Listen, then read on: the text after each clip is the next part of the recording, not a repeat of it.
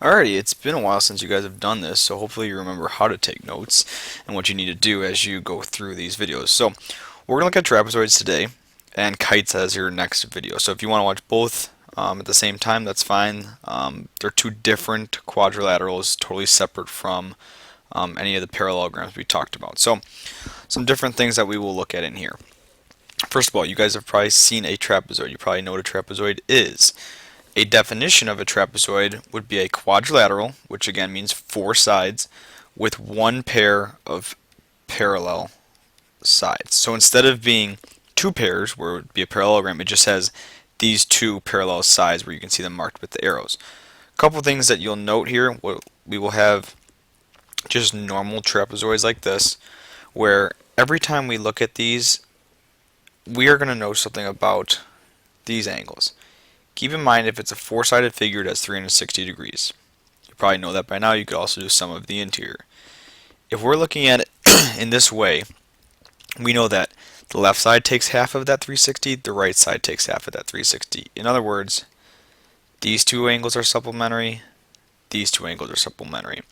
So it could be like 180 or whatever the case is. And to look at this again, we know if we took this angle here and moved it up and drew the same thing right here, you can see how those are the same angles now. Those are a linear pair. A linear pair forms 180 degrees. So what these angles really are, these two together, those would be same side interior or same side supplementary. So again, these angles will always add up to 180 degrees. Okay, going along your legs. Speaking of legs, we do have a leg and a leg. We have our two bases. It doesn't matter which one's a base. You could flip it upside down. It could still stand on a base. It cannot stand on a leg because it would be kind of crooked, but it could stand on both bases. And then you have four base angles. Obviously, you have all these base angles here. And in this case, none of them are congruent. Okay, so that's your trapezoid. A couple things we're going to look at in a trapezoid. First thing, the median, or sometimes you might hear called the mid-segment. From here to here, you can probably guess what that was going to be. All it does is it cuts both sides in half, first of all. So it's going to connect the midpoint or midpoints of the legs. Okay? It is parallel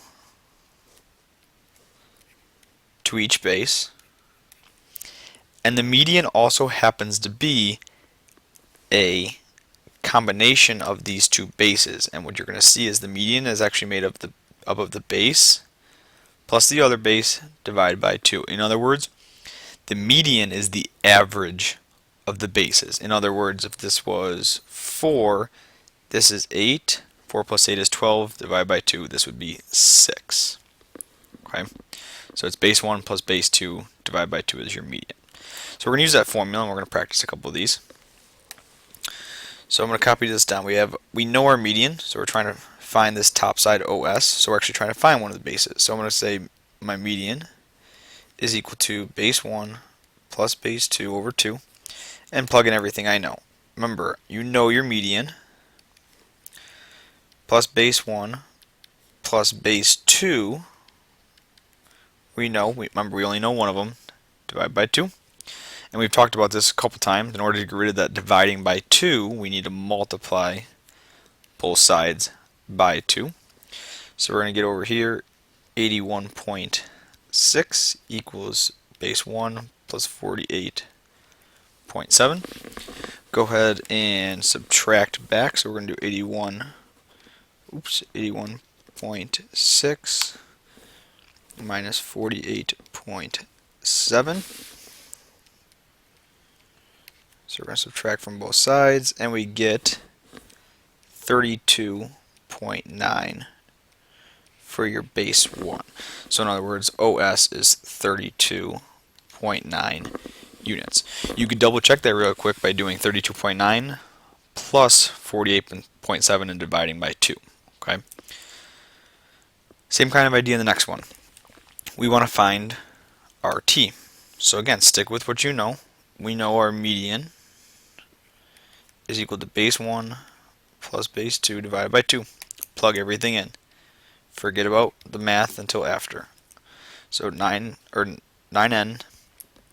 plus 5 equals n squared minus 2n plus n squared plus 60 all over 2. And again, I know it's kind of confusing when you see all that there, but just plug in the things and then start going from there and it will kind of go together nicely. So in order to, again, get rid of that divided by 2, you need to multiply both sides by 2. I use parentheses so I don't forget to distribute. So we have 18n plus 10 equals n squared minus 2n plus n squared plus 60. Start combining like terms and moving things around. You see an n squared and you see an n, you know you have to factor. So we have 18n plus 10 equals 2n squared minus 2n plus 60. I'm going to move everything to the right side. So I'm going to subtract 18n. At the same time, I'm going to subtract 10.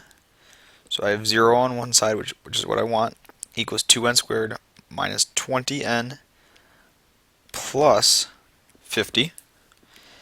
Now we're almost good to go.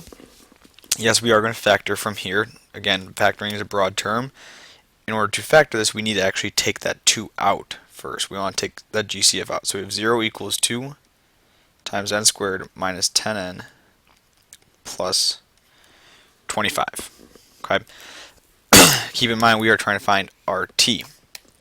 So I'll go up here and we'll say 0 equals 2 times, and I'm going to let you guys go ahead and finish this. So I need to see what n's going to be, and then I want you guys to plug it back in to find RT. So go ahead and finish that for tomorrow. More specifically, we have an isosceles trapezoid. You guys have seen the word isosceles before, so you probably can already guess and say what this means.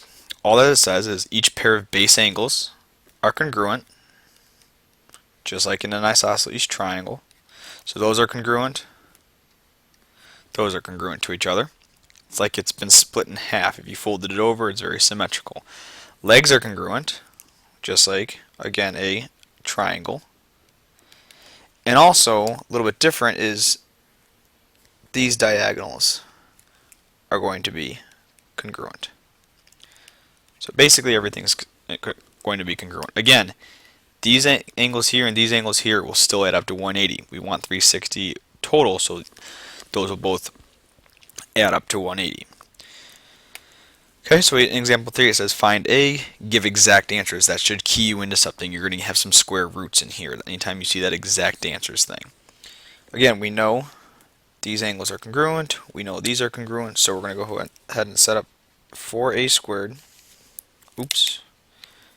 minus 8 equals 3A squared plus 67. Okay, I'm going to move things around. So I have A squared minus 8 equals 67. Add 8. A squared equals 75. Again, if you try and take the square root of 75, you are not going to get a nice number. So this is where you do need to use your little factor tree. I'm going to break it up into 3 and 25, and then 5 and 5. Pair of 5s comes out. 3 stays inside. So what we have left is A equals 5 times the square root of 3. So setting them equal and then using some of those exact answer problems that we've done before.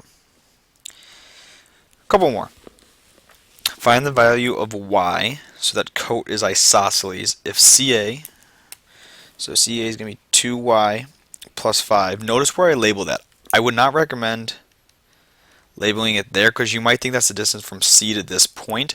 So I like to put it all the way at the end and maybe draw a line from there to there, just so I know it's the entire thing. And I know OT, overtime, is 4y minus 33.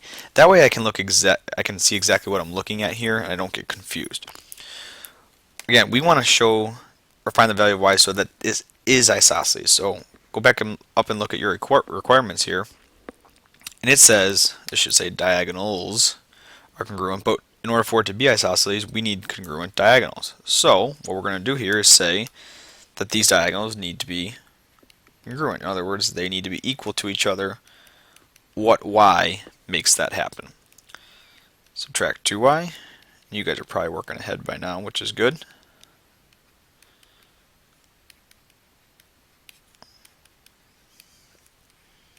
So 2y equals 38 divided by 2. Y is 19. Okay? And the last one. Find A and the measure of angle 1. So this goes back to what we talked about at the beginning. At the very top, go back and look at your page if you need to.